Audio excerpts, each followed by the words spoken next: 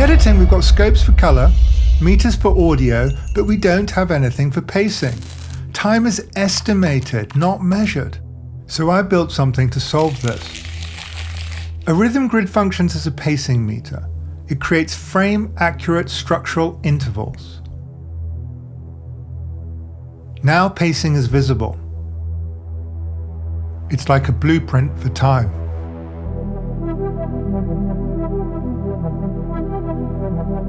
These markers aren't waveform peaks, they're evenly spaced timing units. Instead of reacting to amplitude, you're working with measured intervals.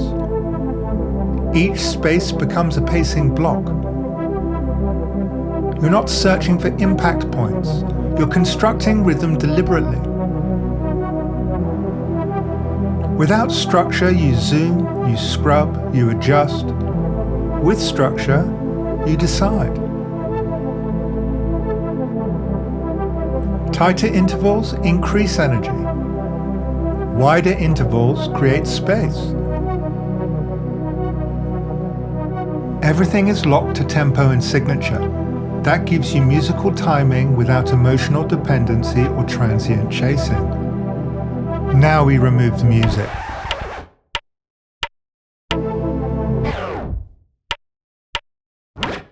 This cut hasn't been re-edited for this video.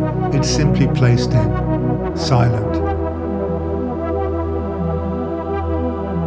This wasn't edited by eye against a waveform. It was built against tempo and signature. The intervals are defined in advance, so pacing becomes visible. The track supports the structure. It doesn't dictate it. That's what changes when you edit structurally.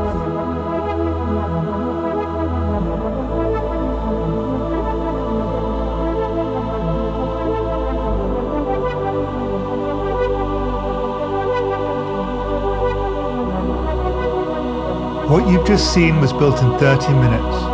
No waveform chasing, no micro nudging, just structure. And when you remove the music, the pacing still stands.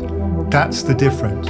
This is what happens when you stop reacting to waveform and start constructing time.